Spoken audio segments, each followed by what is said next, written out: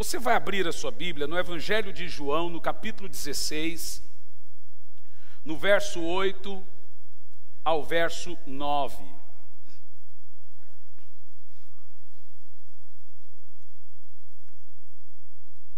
Olha, nós estamos tristes com duas situações. O Vivi e a Val...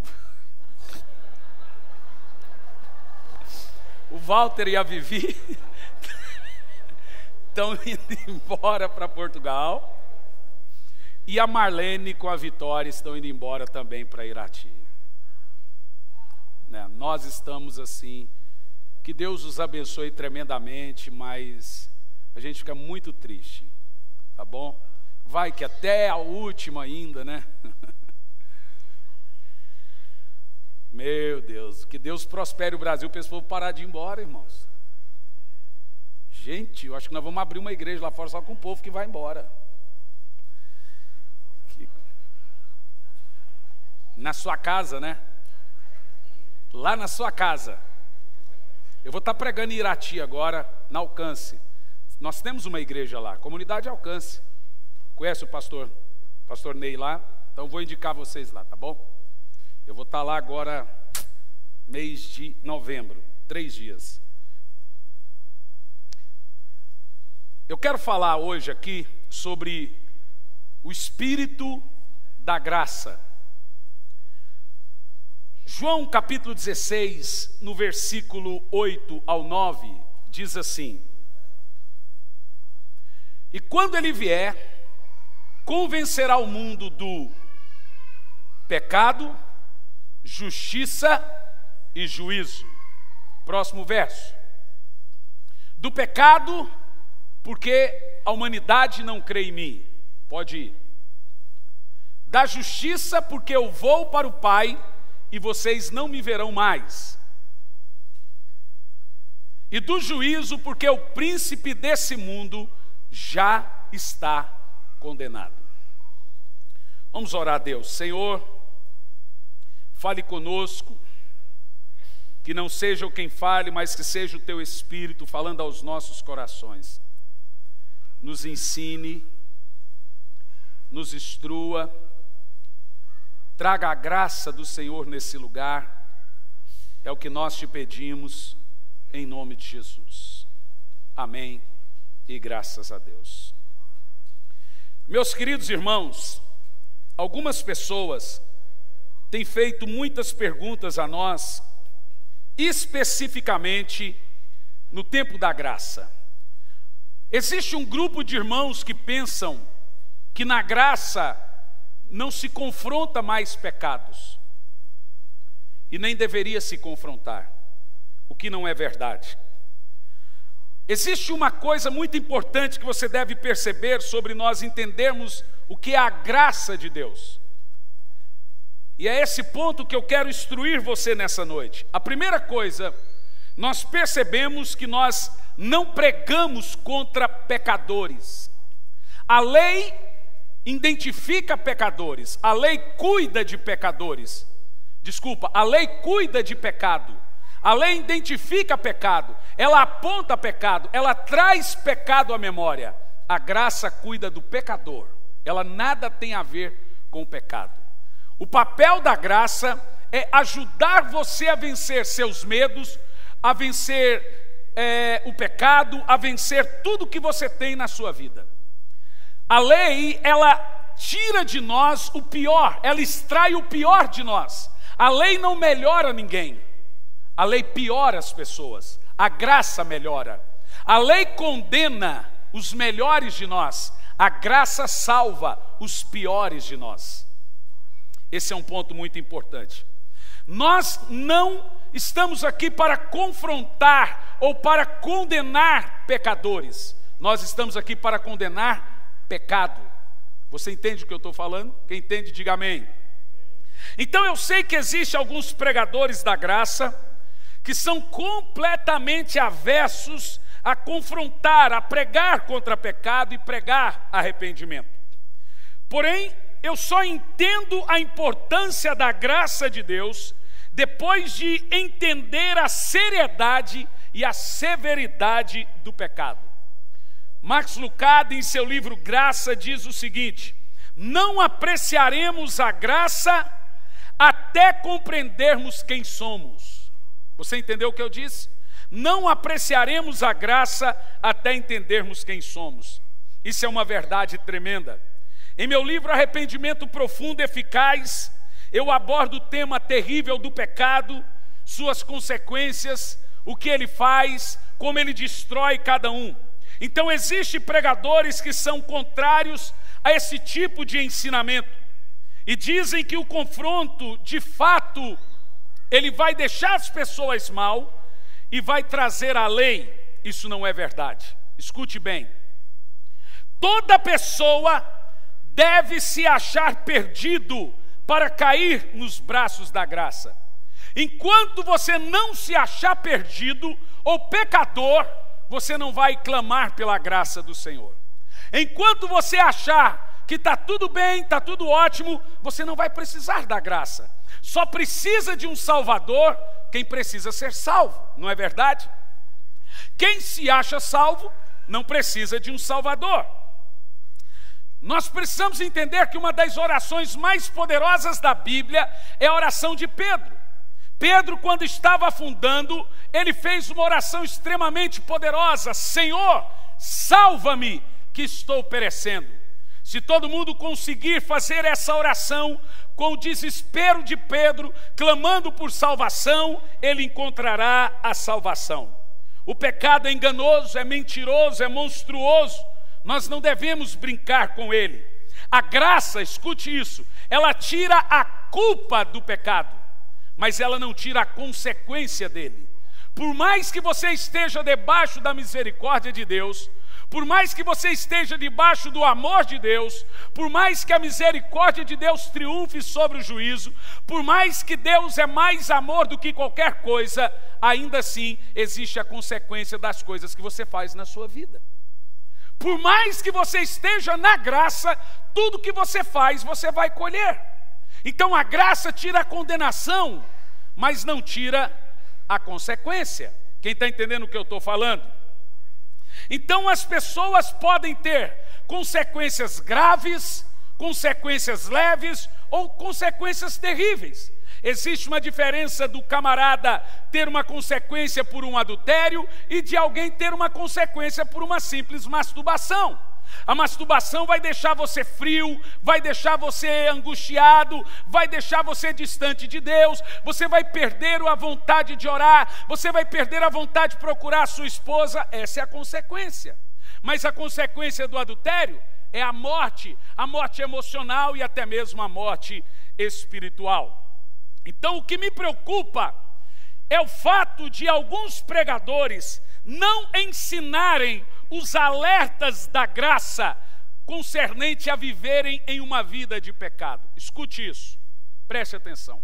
Isso que eu vou falar hoje é um dos tópicos no livro que está saindo agora em outubro, que é o Espírito da Graça. Está saindo agora o livro Incrível Graça, votado pela igreja o nome. Então veja bem, na graça, preste atenção, nós temos sérios alertas quanto a viver no pecado. Escute isso. Eu não vou ler nenhum texto do Velho Testamento para falar sobre pecado. Eu só vou ler textos do Novo Testamento para você entender a seriedade de não entendermos os alertas da graça a vivermos uma vida que não condiz com a palavra de Deus. Você precisa se lembrar, foi na graça que um casal de obreiros morreram por mentirem a Pedro e ao Espírito Santo. Isso está registrado em Atos no capítulo 5, quando Ananias e Safira mentiram para Pedro e morreram. Foi na graça, não foi na lei. Quem está entendendo isso, diga amém. Então lembre-se como Jesus lidou com o pecado ou os pecados da igreja do livro de Apocalipse. Todas as 7 igrejas do livro de Apocalipse, das 7, 5 delas estavam em pecado. E veja como Jesus lida com essas igrejas. Ele vem e ele diz: aconselho que se arrependa. Isso está no livro de Apocalipse, na graça. Em todos esses textos, nós vemos os alertas mesmo vivendo e estando no tempo da graça. Quem está comigo, diga amém. Agora vamos ver esse texto de Hebreus no capítulo 3, no versículo 13. Hebreus capítulo 3, no versículo 13. Preste atenção nesse texto. Eu não vim aqui, e não é o meu papel trazer condenação. O meu papel é você entender as responsabilidades da graça. Tem responsabilidades. Veja esse texto, Hebreus 3, 13. Pelo contrário, exortai-vos. Hebreus é um livro totalmente da graça. Exortai-vos mutuamente todos os dias, durante o tempo que se chama hoje, de maneira que nenhum de vós seja endurecidos pelo engano do pecado. Quem está lendo comigo, diga amém. Percebeu que é possível que haja um irmão entre nós, que por nós pregarmos e aderirmos à mensagem da graça como nosso carro-chefe, trazer sempre a misericórdia do Senhor em primeiro lugar, pode acontecer de ter algum irmão entre nós, pensar que por estar na graça, continuando a pecar, Deus não esteja mais vendo o seu pecado. Olha o que você acabou de ler nesse texto aqui agora. Há pessoas que mesmo na graça ficam endurecidos pelo engano do quê? Engano do quê, gente? Engano do pecado. Então esse tipo de irmão, o que deve haver para que ele não seja enganado pelo pecado? Deve haver exortação mútua. Um irmão exortando o outro ou vice-versa. Ei, querido, não vai por esse caminho, cuidado. Quem está entendendo o que eu estou pregando aí? Agora veja esse texto de Hebreus, no capítulo 10, no versículo 30. Hebreus, capítulo 10, no versículo 30.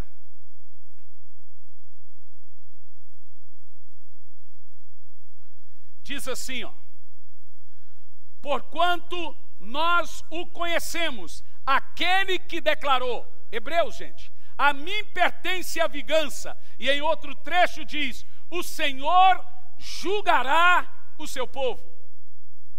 Não, olha, é a Bíblia que está dizendo isso, não sou eu que estou dizendo. Veja agora o verso 39 desse mesmo capítulo, verso 39.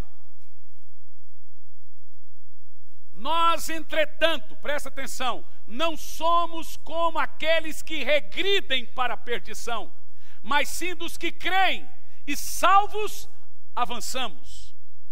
Você percebe que pecado é se retirar para a perdição, é regredir, é diminuir o senso de fé, é retrocesso, é recair, é viver um estilo de vida que não é a graça de Deus.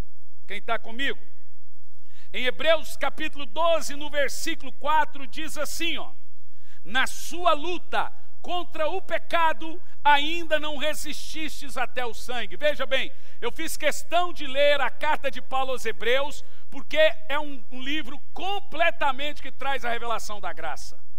E Paulo, eu creio que foi Paulo que escreveu aos Hebreus, diz: na sua luta contra o pecado, ainda não resististes até o sangue. Agora veja, agora nós temos um alerta em Hebreus, capítulo 13, no versículo 4, sobre uma vida de prostituição. Um alerta. O que nós devemos entender é que existem alertas na nova aliança, que é extremamente importante para você entender o que é viver na graça. Digno de honra seja o casamento entre todas as testemunhas, bem como a pureza do leito conjugal. Portanto, Deus o quê? O quê? Os imorais e os adúlteros. Agora me responda uma coisa: esses textos foram escritos na velha aliança ou na nova aliança? Foram escritos na lei ou na graça? Eu acredito sim que a doutrina do pecado deve ser pregada, mas não para trazer o pecado à memória das pessoas, mas para trazer a justiça, para as pessoas despertarem para Cristo. não para elas saírem com senso de juízo e condenação, mas para elas saírem sabendo do que Deus os livrou. Quem entende o que eu estou pregando? Mas os alertas da graça permanecem. Esses alertas não podem ser desprezados. O arrependimento é uma doutrina exclusiva da graça. Na lei não se pregava arrependimento. Na lei a Bíblia diz que se alguém pecasse, põe para mim Hebreus capítulo 10, a partir do versículo 26, você vai ver que não tinha arrependimento na lei, só tem arrependimento na graça. É na graça que não importa o pecado que você fez, se você se arrepender, Deus te perdoa. Não importa quem você é, quem você foi, se você se arrepender, Deus te perdoa. Preste atenção. Hebreus 10 e 26. Aquilo ali é título? É título. Lá vai de novo. Se vivermos deliberadamente em pecado, presta atenção, depois de termos recebido o pleno conhecimento da verdade. Eu já preguei aqui, qual é a verdade? É a graça. Já não resta mais sacrifício pelos pecados. Veja que não está falando da lei, está falando da graça. Prossegue, próximo verso. Mas uma horrível expectativa de juízo e fogo ardente prestes a consumir todos os inimigos de Deus. Verso 28. Ora, presta atenção. Se aqueles que rejeitaram a lei de Moisés morreram sem... Você percebeu? Você percebeu que não tinha misericórdia na lei? Se a pessoa foi pega em pecado, mesmo ela dizendo eu me arrependo, ela morreria. Diz aqui, ó, morreria sem misericórdia, mediante a palavra de acusação de 2 ou 3 testemunhas. Na lei, se alguém dissesse, mas alguém viu o que você fez, me traga 2 ou 3 testemunhas, ele morria sem misericórdia. Mas na graça, toda vez que o pecador diz eu me arrependo, a graça triunfa sobre o juízo. É muito maravilhoso. O arrependimento ele só existe porque nós estamos na graça. Olha lá, ó. Olha o verso 29, por favor. Pode ir. Julgai vós, presta atenção, quanto maior castigo merecerá quem feriu os pés do Filho de Deus, profanou o sangue da aliança, pelo qual foi santificado, e insultou o Espírito da graça. Isso fala do tipo de gente que está na graça e agora começa a achar que porque está na graça ele pode fazer o que ele quer. Ele insulta o Espírito da graça. E para você entender o que é insultar o Espírito da graça, nós devemos entender que é notório que esse texto que nós lemos no início é um dos textos mais mal interpretados da Bíblia. Olha para mim, como se insulta o Espírito do amor de Deus? Como você insulta o Espírito do amor de Deus? Põe para mim Romanos 2, versículo 4, e você vai perceber que Deus traz misericórdia. E depois da misericórdia, a esperança é que haja arrependimento.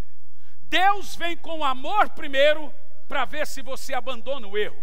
Olha esse texto, Romanos capítulo 2, no versículo 4. Ou porventura despreza a imensa riqueza da sua bondade. É aqui que é profanar o Espírito da graça. Tolerância e paciência. Presta atenção que no início do texto diz: despreza a bondade, despreza a tolerância, despreza a paciência. Não percebe, a pessoa não percebe que é a misericórdia de Deus que leva ao arrependimento. Você entendeu? Você percebeu que quando Deus é bondoso, que quando Deus é misericordioso, Ele espera que você mude. E aí quando a pessoa, Deus está dando bondade, Deus está dando misericórdia, Deus está dando amor, e a pessoa continua resiliente ao pecado, Ele profana o sangue da aliança e destrói o Espírito da graça. Quem está comigo aqui?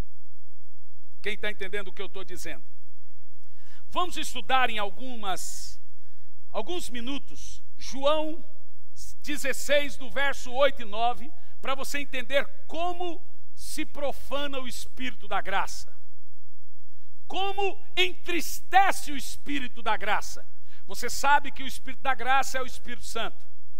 É o Espírito Santo que traz no seu coração esse desejo de amar a Deus, essa vontade de mudança. Você quer ver só uma coisa sobre o Espírito Santo? Quando ele vier, convencerá o mundo do pecado, da justiça e do juízo. Agora olha para mim. Só por 2 vezes na Bíblia você encontra o termo pecado no singular.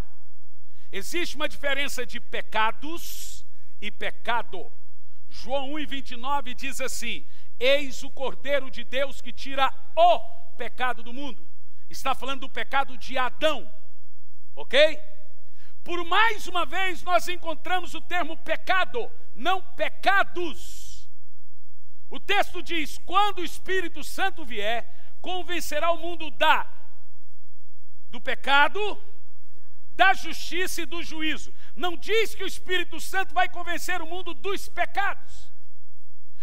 O texto diz que o Espírito Santo vai convencer o mundo de um pecado. Qual foi o pecado que Jesus tirou? Um pecado, o de Adão. Qual é o pecado que o Espírito Santo vai convencer? Preste atenção. Hoje, nesse culto, eu quero te explicar em detalhes como funciona a graça de Deus e como não profanar o Espírito da graça e pisar o pé do Filho de Deus. Vamos ver. Você sabe que durante muitos anos eu já preguei aqui nessa igreja, que o Espírito Santo todo dia está lhe trazendo convicção de pecado e dizendo que, ei, você pecou. Mas não é verdade. Já teve vezes que eu disse aqui, quando alguém aceitou Jesus: irmãos, a partir de hoje, você aceitou Jesus, vai ter uma campainha dentro de você, que quando você pecar, a campainha faz pim, pecou. Mas não é verdade. Não existe campainha, coisa nenhuma. O Espírito Santo não está dizendo pim, pecou. Não é isso. Não é os seus pecados que o Espírito Santo está trazendo à sua memória. Qual é o pecado que o Espírito Santo me convence, então? Próximo texto. Lê em voz alta. Do pecado, porque a humanidade não crê em mim. Qual é o pecado? De não crer em Jesus. Agora deixa eu te explicar como se entende isso. Olha para mim. Toda aliança que Deus fez, Ele deu algo e requereu algo. Quando você se casa, é uma aliança. Então você dá uma aliança para a noiva dá aliança a você, e na lua de mel você dá outras coisas também. Isso é aliança, por isso que o casamento se dá de fato só na lua de mel. É uma troca, senão não consumou, ok? Casamento é uma troca de alianças. Por exemplo, quando Deus fez uma aliança com Adão, olha para mim, Deus disse assim: Adão, eu vou ser um pai para você. É a parte de Deus na aliança. Eu prometo que eu vou ser um pai para você. Qual é a parte de Adão? Deus disse: sua parte, Adão, é não comer da árvore que está no meio do jardim. A parte de Deus era ser um pai, a parte de Adão era não comer da árvore. Quem entendeu?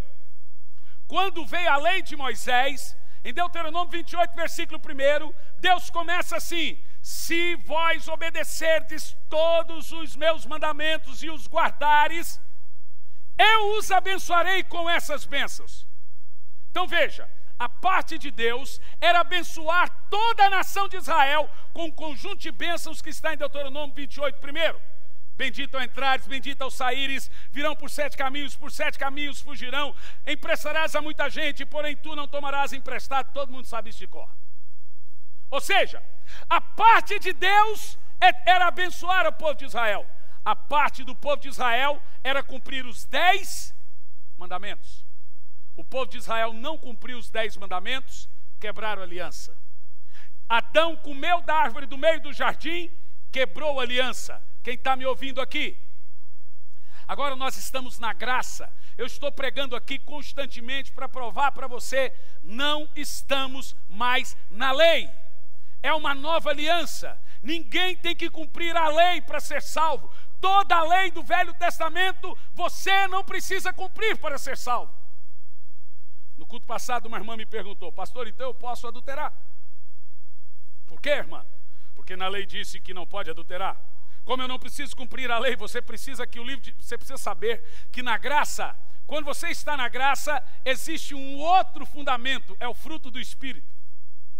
Eu quero ver alguém com o fruto do Espírito adulterar. Tenta. Eu quero ver alguém com o fruto do Espírito matar. Tenta. O fruto do Espírito é a obra de Cristo dentro de você, meu irmão. É Jesus crescendo e desenvolvendo dentro de você. Pastor, tem crente que adultera? Pode até ter. Aqueles que ainda não desenvolveram uma fé mais madura. São crentes? São. Vão vencer? Eu creio que sim. Quem entende o que eu estou falando? Agora escute isso. Quando você entende esse fundamento, agora nós estamos numa nova aliança. O termo graça também é chamado de nova aliança. Nova aliança é mais uma aliança de Deus com o seu povo. Agora com a igreja. A parte de Deus com Adão era ser pai. A parte de Adão com Deus era não comer da árvore. Adão comeu da árvore e quebrou a aliança. A parte de Deus com Israel era os abençoar com toda aquela lista de bênção. A parte de Israel era cumprir os 10 mandamentos. Eles quebraram o mandamento, quebraram a aliança. Qual é a nossa parte na graça? Porque a parte de Deus na graça é o sangue de Jesus. É perdoar você de todos os seus pecados. É fazer com que não haja nenhuma condenação mais sobre você. É lhe dar o dom da justiça. Justiça é um dom de Deus dado a você para que você não seja condenado. Olha para mim e preste atenção. A parte de Deus na graça foi dar a você Jesus Cristo para morrer pelos seus pecados, para que você não seja condenado. Qual é então a nossa responsabilidade? Mas pastor, existe responsabilidade minha na graça? Na graça tudo não provém de Deus, eu não tenho que fazer nada. Existe. A sua responsabilidade na graça é crer. Vamos ler alguns textos aqui. Qual é a minha responsabilidade na nova aliança? Romanos capítulo 1, no versículo 17. Preste atenção nesse texto.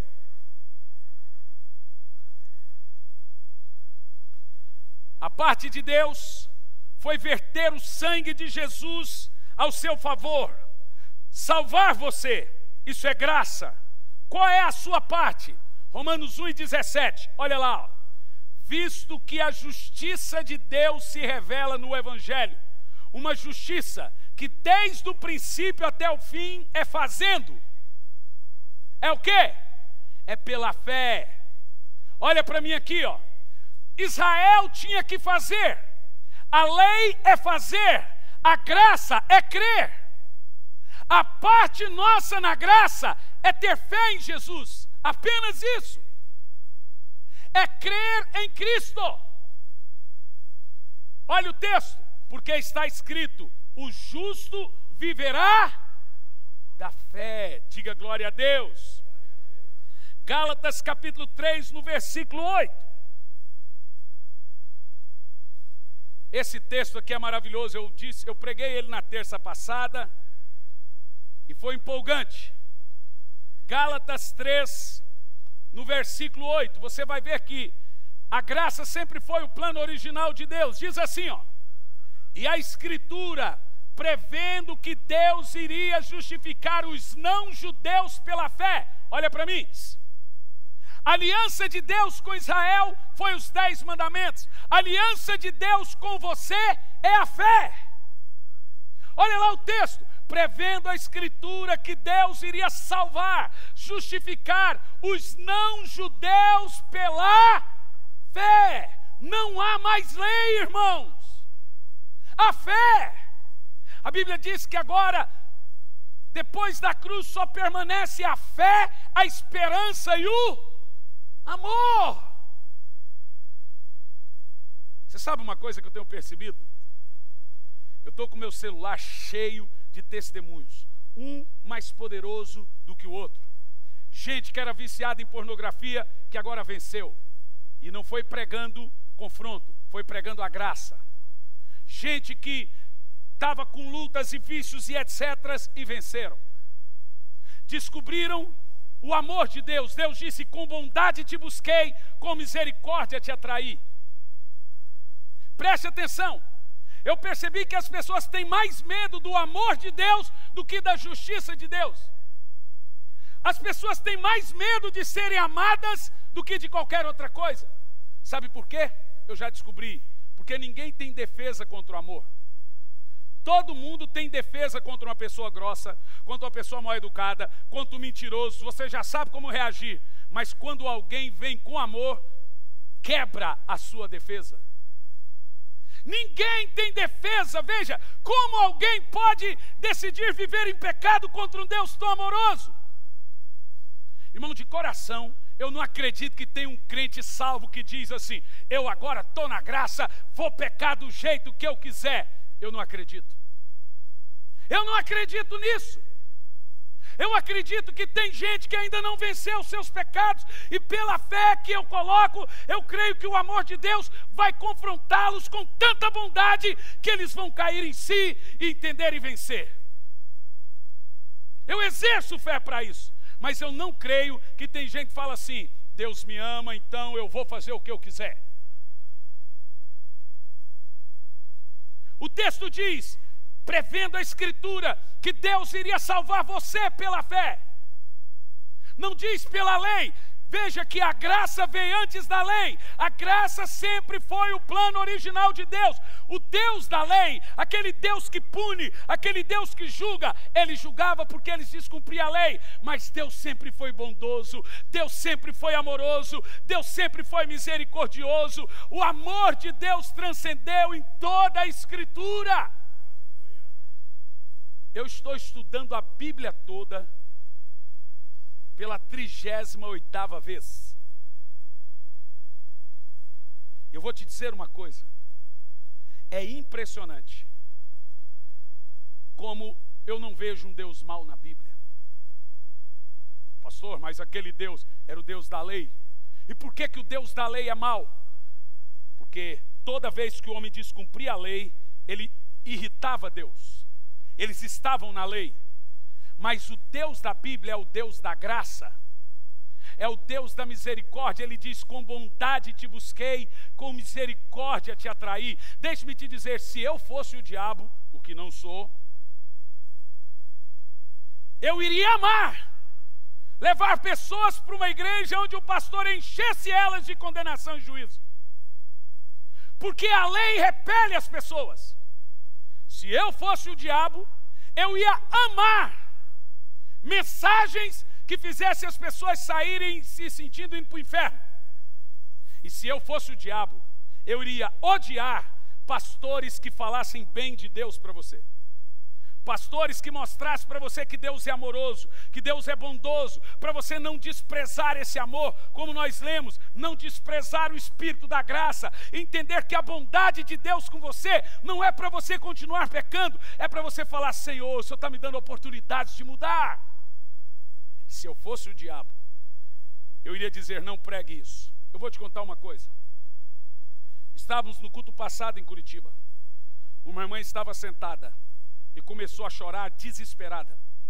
E ela começou a chorar, chamou alguém. O que foi? Eu estou vendo um gnomo sentado na frente do pastor. E ele está gritando. E a irmã ficou desesperada. O que ele está gritando? Pare de falar isso. Pare de falar isso. Pare de falar isso. Pare de falar. Cala a tua boca. E você sabe o que eu estava falando?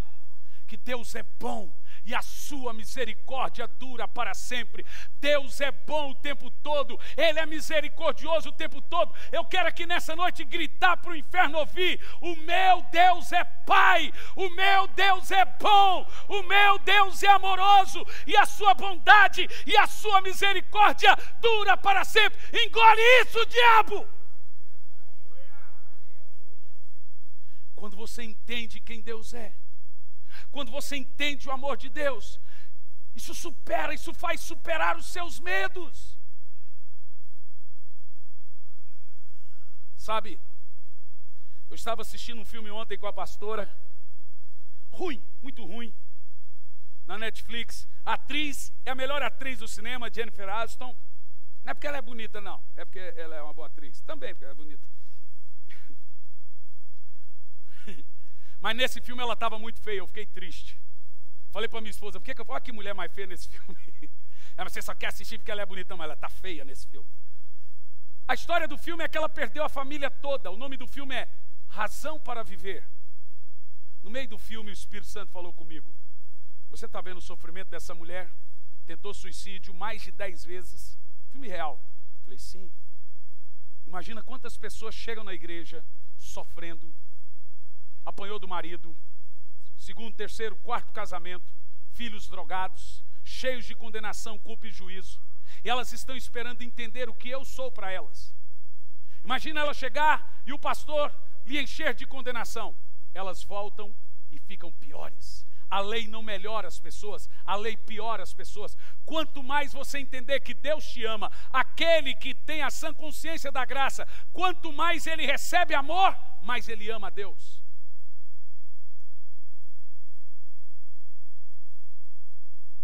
Esse é o Espírito da graça.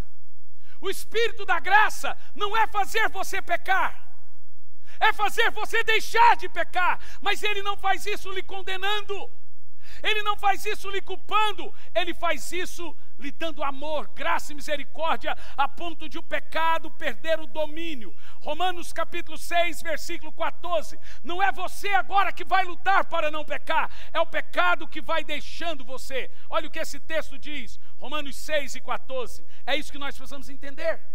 Quem está na graça, peca menos, não peca mais.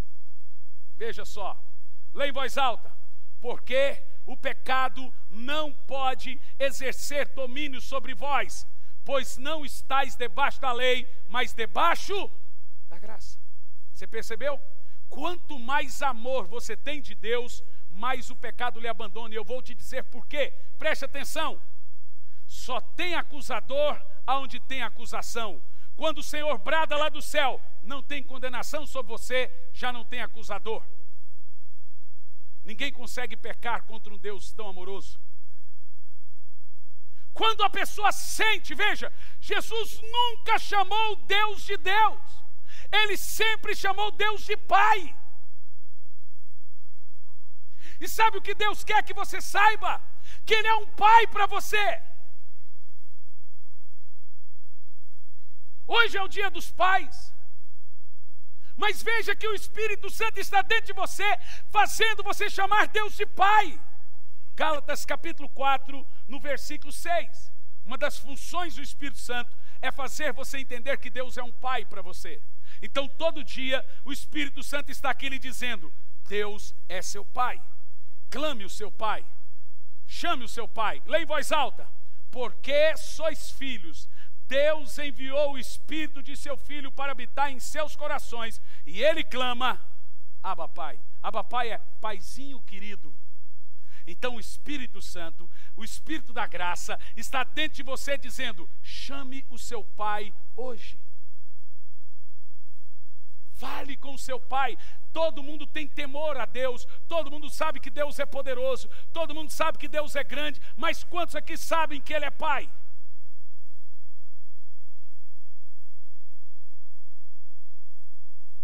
Quantos aqui sabem que Deus é um Pai bondoso e amoroso?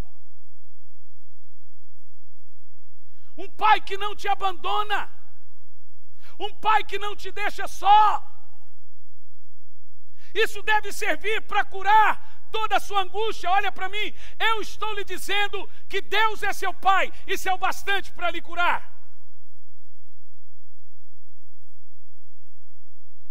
A Bíblia diz que o justo viverá da fé. Se ele recuar, a minha alma não tem prazer nele. Veja em Atos 16, versículo 31. Você vai entender que a nossa parte na graça é crer. Qual é a sua parte? É crer. Mas pastor, eu creio em Jesus. Você vai ver hoje que não é bem assim. Atos 16 e 31. 16 e 31. E eles prontamente lhes afirmaram, crê no Senhor Jesus e serás salvo tu e a tua casa. Quando nós vamos para o Novo Testamento, tudo vem da fé. Então veja, presta atenção, olha para mim, eu quero muito a sua atenção aqui. Em todos esses padrões, nós vemos uma maneira de Deus agir. E fica claro que a nossa parte na graça é viver da fé.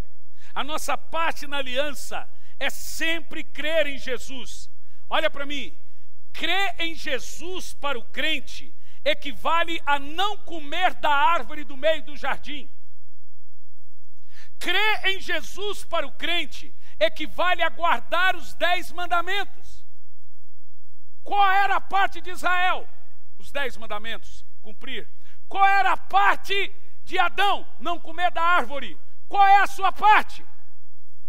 Crer em Jesus. Então, crer em Jesus para nós equivale a obedecer os 10 mandamentos, equivale a não comer do fruto da árvore do meio do jardim. Tudo que nós fazemos, meu querido Alessandro, tudo que nós fazemos tem que ser pela fé. Por isso que a Bíblia diz que tudo que não vem da fé é pecado. Por isso que o pecado que o Espírito Santo está ali convencendo, não é os seus pecados que você comete, é o pecado de não crer. É isso que o texto está dizendo. Do pecado de não crer. Não é dos pecados, é do pecado de não crer. Porque toda vez que você não crê, você quebra o quê? A aliança. Diga misericórdia. Adão quebrou a sua parte, comendo da árvore. Israel quebrou a sua parte, não guardando os mandamentos. O crente quebra a sua parte quando não crê em Jesus para a justiça.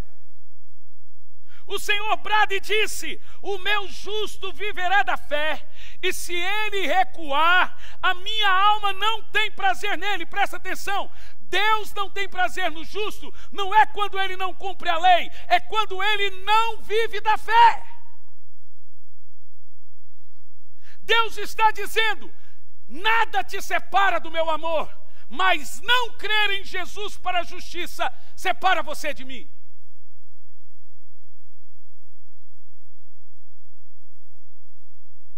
Quando você não crê em Jesus, quando você não vive da fé, você quebra a sua aliança, você cai da graça.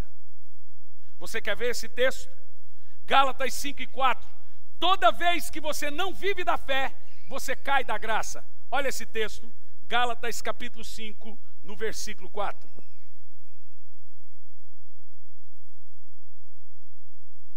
Lê em voz alta. Vós que vos justificais por meio da lei, ou seja, não é fé, é fazer, estáis separados de Cristo, caístes da graça. Esse final de semana passado, não vou dizer passado, um desses aí, senão onde eu fui vai saber, já foi já, pois edita. Eu preguei numa igreja muito rígida. Irmãos, eu não uso terno. Eu cheguei na igreja, até os membros estavam de terno. Aquelas igrejas bem rígidas. E no meio do caminho o Espírito Santo gritou na minha cabeça: é para pregar a graça. Eu falei: aqui não, Senhor. Falei: aqui eles vão me pôr para fora.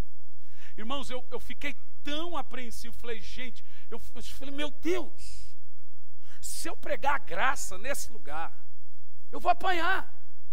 Aqui não pode cortar cabelo. Aqui as mulheres não rapam os cabelos do sovaco. Aqui é homem do lado, mulher do outro. Eu estou lascado. O Espírito Santo falou assim: pregue a graça, tem que haver liberdade. Quando eu cheguei, não era todo esse bicho 7 cabeças. E eu preguei. Foi uma libertação total. Quando as pessoas entendem o amor e a misericórdia de Deus. Eu li esse texto aqui. Antigamente o meu pai dizia que cair da graça é cair em pecado. Vocês ouviram isso muitos anos, mas a Bíblia diz que cair da graça é não viver da fé. Inclusive, quando alguém cai em pecado, ele fica disponível para o amor de Deus. Aonde abundou o pecado, superabundou a graça, irmão. Quanto mais tem pecado, mais tem oportunidade da graça transformar. Mas o que é cair da graça? é não viver da fé, é voltar a viver de jugo, de lei, de preço, de favor. Deus faz isso, eu faço isso, de trocas. É só o que a gente está vendo em muitas igrejas, trocas, barganhas com Deus. E na graça não tem barganha, na graça tudo vem dele, dele por ele são todas as coisas. E aí você cai da fé. Agora presta atenção, olha para mim. O que eu vou te revelar agora é chocante. Porque tem muito crente que não sabe o que é viver da fé. A maioria de vocês acredita que viver da fé é ficar dizendo: eu tenho fé para ter um carro, eu tenho fé para passar na faculdade, eu tenho fé, eu vivo da fé, eu creio, então eu creio, eu vivo da fé. Isso não é viver da fé. Eu quero te ensinar hoje o que é viver da fé. Porque se o justo não viver da fé, ele cai da graça. O que é viver da fé? Veja bem, viver da fé, vou te fazer o conjunto, é viver crendo na obra de Jesus na cruz e nunca duvidar disso. Vou fazer a lista do que é viver da fé. Viver da fé é viver sabendo que você não é salvo por seus méritos. Viver da fé é viver sabendo que foi a obra de Jesus na cruz que te fez justo. Sabe, esses dias eu vi um pregador pregando: irmãos, nós temos que tentar e lutar para ser cada vez mais justo. Que absurdo é esse? Ninguém é mais ou menos justo. Você é justo pela obra de Jesus. Você não é justo pelos seus méritos. Você é justo pelo que Jesus fez. Não é pelo que você fez. Você pode ser mais santo, mas nunca mais justo. Todo mundo é justo igual. Desde aquele crente carnal que ainda não venceu o pecado, desde aquele crente espiritual. Você é justo. Você pode ser mais santo, mas nunca mais justo. Você só é justo do mesmo tanto, porque você é justo por causa de quem? De Jesus. Diga amém. Então viver da fé é viver crendo que você é justo. Viver da fé é saber que você não é justo fazendo justiça. Você é justo crendo que Jesus é justo em você. É saber que por apenas crer em Jesus, eu sou declarado justo, não por fazer, mas porque eu creio na obra de Jesus na cruz. Viver da fé é saber que somente em Cristo eu sou aceito por Deus, sem nenhuma acusação, sem nenhuma condenação, sem nenhuma culpa.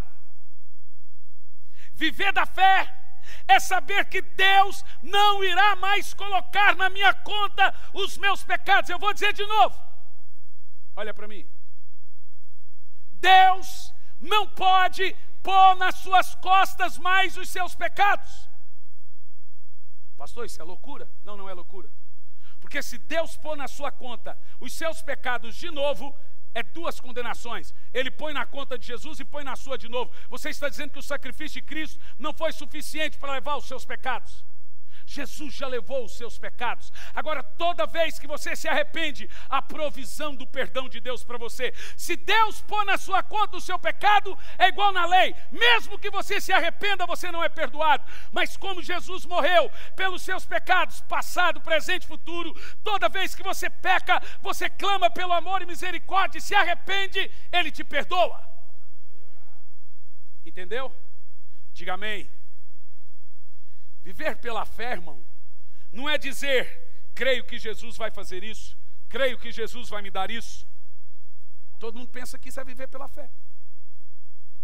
Viver pela fé não é dizer apenas: creio que Jesus vai me curar, ou eu tenho fé para isso, tenho fé para aquilo outro. Viver da fé não é fé para ter.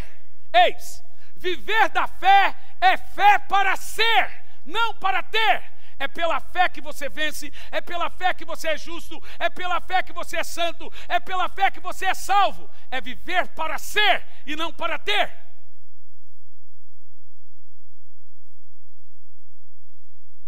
Ter fé para ter, irmão, é fé também. Se você não tiver fé, você não é curado. Mas viver da fé é vivendo, crendo na obra de Jesus, em tudo que Ele fez.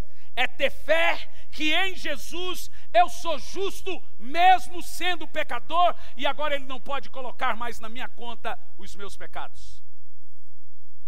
Será que você crê nisso? Pastor, é bom demais para ser verdade, mas você tem que crer nisso. Se você não crê nisso, você não vive da fé. Você vive da acusação. Eu lhes pergunto, você crê mais no seu advogado ou no seu acusador? Responda para mim. No seu advogado. Viver da fé é ter fé que em Jesus você é santo, mesmo sendo pecador. É ter fé que em Jesus você é salvo, mesmo o diabo dizendo que você não é salvo. Olha para mim. Toda vez que você duvidar disso, desse conjunto de coisas, que Jesus levou seus pecados, que não há mais acusação, que não há mais condenação, toda vez que o diabo vir sobre você, se aproveitar dos seus pecados para fazer você sucumbir, o Espírito Santo vai gritar e te lembrar de crer em Jesus. Diz: Ele me convence de crer em Jesus. Toda vez que o diabo vier e estiver lhe acusando, lhe condenando, você vai ouvir a voz do Espírito. Creia na cruz, creia que você é vencedor, creia que Ele levou sua condenação. Ei, não se esqueça, o sangue de Jesus está sobre você. Ei, não se esqueça, o diabo é acusador, mas eu sou advogado. Ei, não se esqueça, não há condenação. Volte a crer, volta para a cruz. Você é vencedor, você não é um derrotado. Isso é viver da fé. E toda vez que você estiver sucumbindo nessa fé, aparece o Espírito Santo para lhe convencer do pecado de não crer. Quem entendeu isso agora? Aumenta o retorno um pouco aqui para mim, porque eu já estou ficando rouco, vocês vão me matar hoje. Só o retorno, não precisa aumentar lá não, só o retorno. Às vezes para vocês aí tá bom, por causa do PA, mas para mim aqui eu não estou nem me ouvindo. Que aí você vê que a caixa está virada para vocês, aí vocês me ouvem, mas não está virado para mim, eu não me ouço. Aí eu fico surdo. Então só aumenta o retorno um pouquinho, por favor. Vai lá, querido. Qual é o papel do Espírito Santo, então? Presta atenção. Adão pecou quando quebrou a aliança, comeu da árvore. Israel pecou quando não cumpriu os mandamentos. Nós pecamos quando não cremos em Jesus para a justiça. Jesus é justo por tudo que Ele fez. Nós somos justos pela obra de Jesus, não pela nossa, mas para dele. Então agora, toda vez que eu não creio nisso, eu quebro a aliança, eu peco. Quem está me entendendo agora? Creia no perdão, creia no amor, creia na bondade, creia na misericórdia, creia na graça, creia em Cristo. Isso é viver da fé. Diga amém. Não crer em Jesus, não crer na obra da cruz, é quebrar a aliança. Por isso que o Espírito da graça, que é o Espírito Santo, está me convencendo deste pecado, do pecado de não crer em Jesus. Glória a Deus. Meus amados irmãos, lembre-se de uma coisa: tenha fé em Jesus. Talvez você ainda não conseguiu ser quem Deus quer que você seja, mas Ele é o autor e consumador da nossa fé. Aquele que começou a boa obra vai cumprir. Você é a justiça de Deus, ainda que o diabo diga o contrário. Você é amado por Deus, ainda que o diabo diga o contrário. O Espírito Santo está em você, fazendo você se lembrar da justiça, do pecado e da justiça. Agora, toda vez que o diabo vier e disser mentiroso, o Espírito Santo diz justiça. A cruz de Cristo grita: você é indigno, mas é amado. Olha para mim, ninguém é digno. Um dos textos mais equivocados de hoje em dia é a ceia. Ultimamente a ceia do Senhor se tornou um culto fúnebre, porque há muita gente que mais sofre na ceia do que qualquer outro culto. As igrejas trazem mais condenação na ceia do que qualquer outro culto. Eu estava ouvindo um testemunho agora recente. A irmã foi pegar a ceia num culto aí numa igreja, aqui não. E na hora que o irmão foi dar o cálice caiu, derramou o suco. O irmão levantou do lado e disse: o anjo derrubou, está em pecado.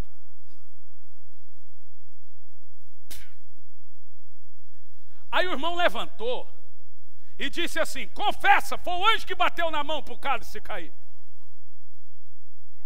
Diante de todo mundo. Aí na próxima ceia, estava ouvindo um pastor contando isso, gente.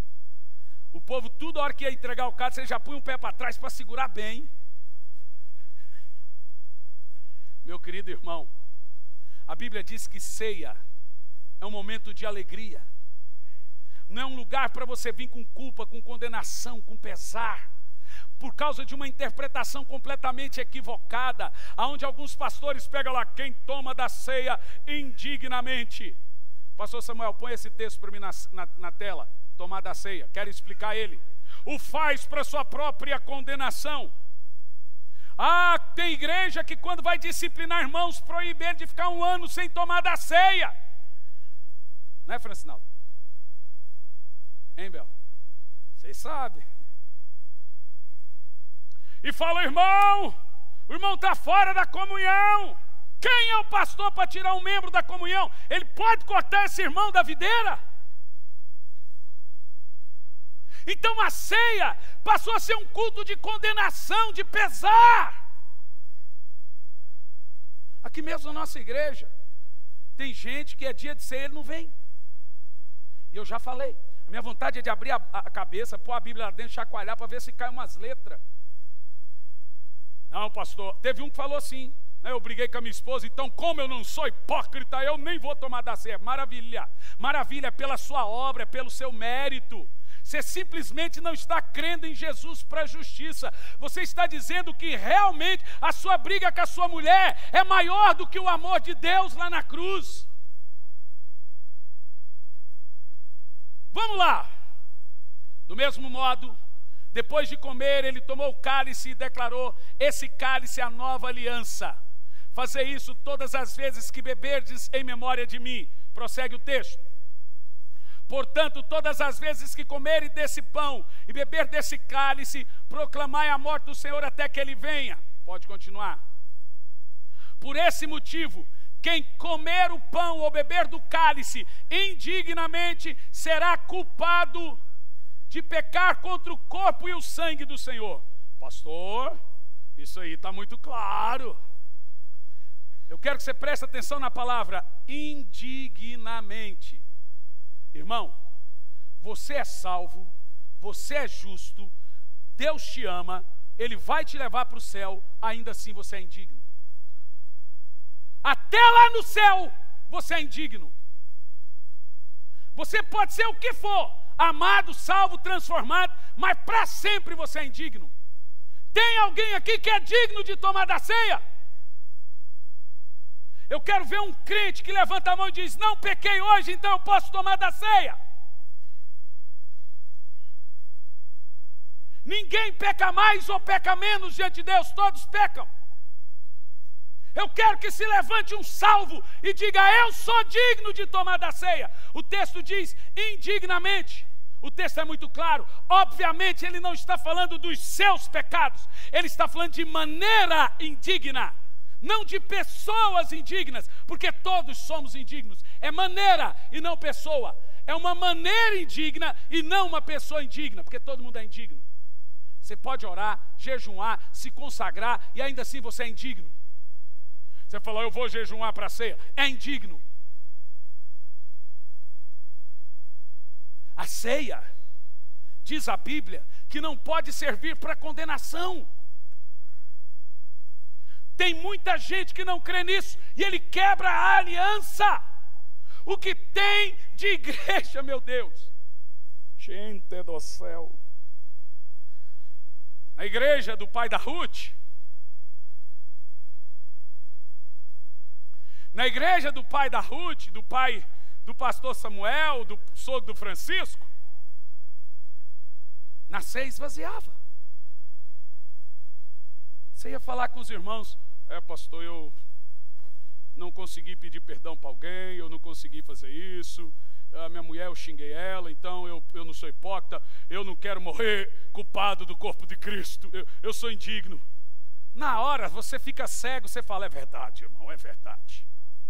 Mas quando você vai estudar a Bíblia e você percebe que todo mundo é indigno, você fala assim, epa, o que está acontecendo com a igreja? A Bíblia diz que por causa disso há muitos fracos, doentes e mortos. A ceia tem que servir para curar. A ceia tem que servir para fortalecer, não para trazer julgo, condenação e morte. Você tem que sair daqui mais forte.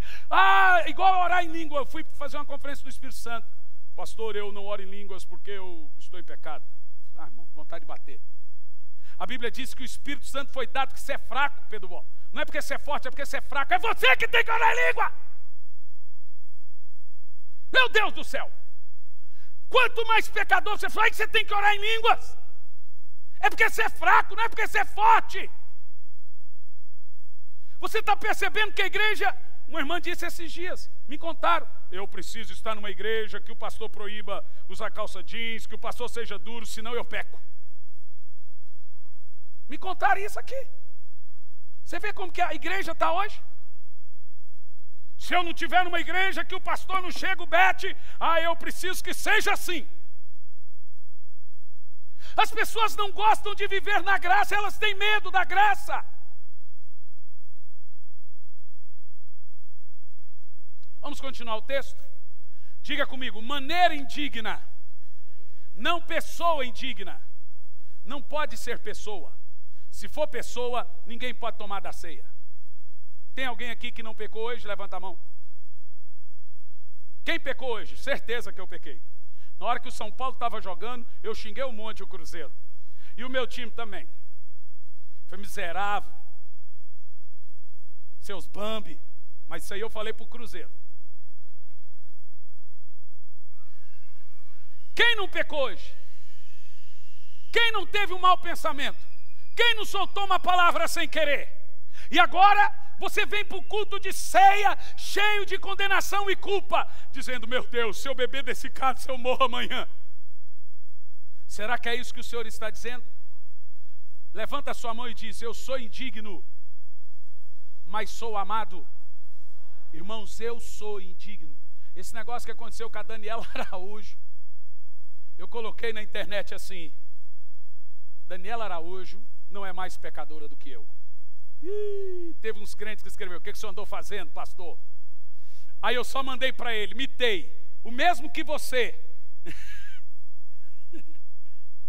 Aí os meus amigos da infância, os gaiatas, escreveram assim, se eu contar a sua adolescência. E essa é verdade, irmão. Quando uma mulher foi jogada aos pés de Jesus com o pecado exposto dela diante de todo o templo e Jesus, igualzinho da cantora, qual foi a reação de Jesus? Aí você vai saber como Deus reage. O que Deus fez quando o pecado de alguém foi exposto? Não estou dizendo que a mulher, alguém falou, mas ela tem que se arrepender. Querido, estamos falando de uma drogada. O pecado já foi jogado no ventilador. O que a igreja vai fazer agora? Terminar de matar? Como Jesus fez? É muito difícil a igreja entender o padrão de Jesus. Jesus tinha dois padrões, com religioso e com pecador. Com religioso era só na orelha, com pecador era só amor. Quem quer entender a ceia hoje? Vai lá. Próximo verso, 28. Examine-se, pois, cada um a si mesmo, e dessa maneira, coma, às vezes coma, talvez não coma, é isso? Examine-se, pois, o homem, veja se você não é indigno, e dessa maneira, talvez você coma. O texto, temos aqui o mandamento, e dessa maneira coma. Continua o texto. Pois quem come e bebe sem consciência de pecado, aqui está a maneira indigna. Ei, é do corpo dele que você tem que saber. Saber que o sangue foi derramado, saber que ele é a sua justiça, saber que ele é a sua provisão. Isso, toda vez que você pegar o cálice, você tem que saber que Jesus morreu por você, que ele derramou sangue, que ele ressuscitou, que ele é o seu perdão, que ele é o seu amor, e não pode ser de maneira indigna. O que é maneira indigna? É você se sentir indigno. É essa maneira que você não pode tomar. Se a Bíblia fala de você se sentir condenado, você se condena. Qual é a maneira indigna? Leia o texto. Não discernir o corpo seu, o corpo de Cristo. Pelo amor de Deus, quanto mais religião, menos graça. Quanto mais lei, mais pecado. Toda vez que você se aproxima da mesa do Senhor para a ceia, se aproxima com confiança, se arrependendo dos seus pecados e discernindo o corpo. Em Cristo eu fui salvo, em Cristo eu fui lavado, em Cristo eu sou remido, em Cristo eu sou perdoado, em Cristo eu sou santo, em Cristo eu sou vencedor. Isso é discernir o corpo. Agora, como que você não discerne o corpo? Não sei se eu posso tomar dessa ceia. Agora, para quem é a ceia? Olha para mim. Uma pessoa, escute bem, uma pessoa que insiste em participar da ceia e insiste numa vida de pecado, ela não discerniu o corpo. Entendeu? Porque se não vou discernir o corpo, é saber que ele é a sua justiça, saber que ele lhe perdoou, por que você insiste? Você está tomando de uma maneira indigna, não uma pessoa indigna, é maneira indigna, é uma forma indigna. O que eu faço? Não vou tomar? Irmão, crente peca, crente peca. Mas uma borboleta, quando sai do casulo e voa, quando ela cai na lama, ela não volta a ser o casulo. O justo pode 7 vezes cair, 7 vezes Deus o levanta. Crente não vive em pecado. O Senhor sempre levanta ele para a justiça. E você tem que ter fé na graça para isso. Pastor, ainda não consegui, mas você vai conseguir. Eu estou aqui para te animar, eu estou aqui para te dar fé que você vai conseguir. Diga amém. Nós vamos orar para que isso aconteça. E você vai conseguir. Você vai conseguir porque você é a justiça. O amor de Deus está sobre você. E não há mais condenação, não há mais culpa. Quando nós formos participar da ceia, não tome de maneira indigna. Creia que Jesus é a sua provisão. Ele derramou sangue e agora você é livre e não há mais culpa e não há mais condenação. Você é digno em Cristo. Indigno você sempre é, sozinho. Mas em Cristo você é digno. Nunca de maneira indigna, sempre de maneira digna. Não é pessoa digna, é maneira digna. Qual é a maneira digna? Senhor, em Ti eu sou digno de participar da ceia. Diga amém. Essa é a maneira. Nunca mais se sinta culpado e condenado. A graça vai lhe dar poder para vencer seus medos, fobias, temores, falta de perdão e pecado. Nós somos uma igreja de vencedores, não uma igreja de derrotados. Nós somos uma igreja de gente que é a fé, que tem a fé de Cristo, filhos de Abraão pela fé. Não gente, irmão, deixe-me te dizer, você é a justiça de Deus. Você não é um derrotado, fracassado, adúltero, você é a justiça de Deus. Quando a igreja de Corinto estava em pecado, Paulo não chegou dizendo, vocês vão para o inferno. Sabe o que Paulo disse para eles? Não se esqueçam que vocês são o templo do Espírito. Ele lembrou a eles que eles eram, não lembrou a eles o pecado deles, lembrou a eles que eles eram um templo do Espírito. Eu quero te dizer que você é templo do Espírito. Você é filho de Deus em Cristo Jesus. Diga amém. Eu quero que você fique em pé no seu lugar.